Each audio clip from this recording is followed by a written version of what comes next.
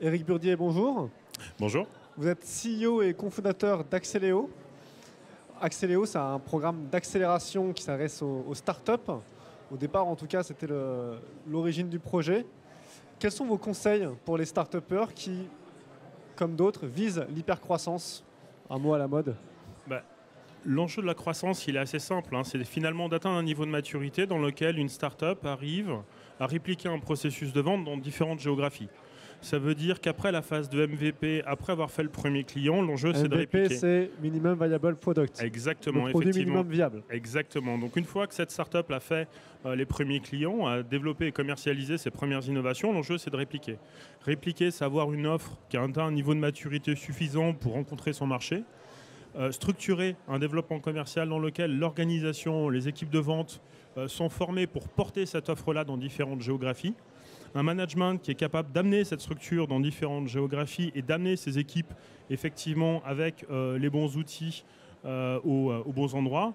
Et puis globalement organiser une stratégie de croissance et financer une stratégie de croissance pour pouvoir porter ses ventes. Donc c'est à la fois de la chance, c'est à la fois une extrême ambition et résilience, et c'est aussi une très très grande qualité d'exécution. Est-ce que vous avez un exemple d'entreprise chanceuse, résiliente et qui a su exécuter? Oui, je vais vous prendre par exemple l'exemple de Tell Me Plus dans l'intelligence artificielle. Aujourd'hui, c'est une société qui fait référence, qui s'est positionnée sur une brique d'intelligence artificielle dans le domaine de la smart industry et de l'IoT.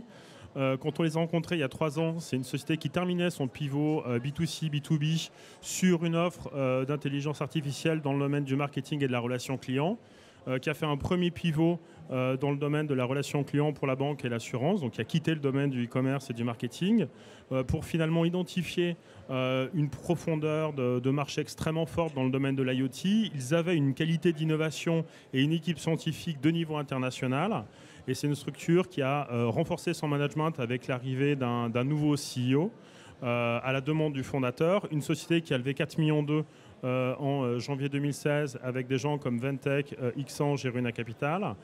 Et c'est une société qui vient d'être identifiée par Google pour être une des 10 startups mondiales à intégrer la plateforme IoT de Google.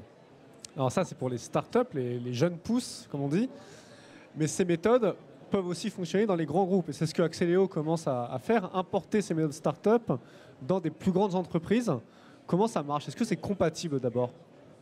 En fait, on a identifié vraiment par le terrain et par l'exécution que les méthodes et les modèles dans l'offre, dans comment je vends, comment j'accélère mon développement à l'international, comment je recrute, quelles sont les compétences dont j'ai besoin, que ça soit une start-up et un grand compte, c'est exactement les mêmes. C'est directement transposable.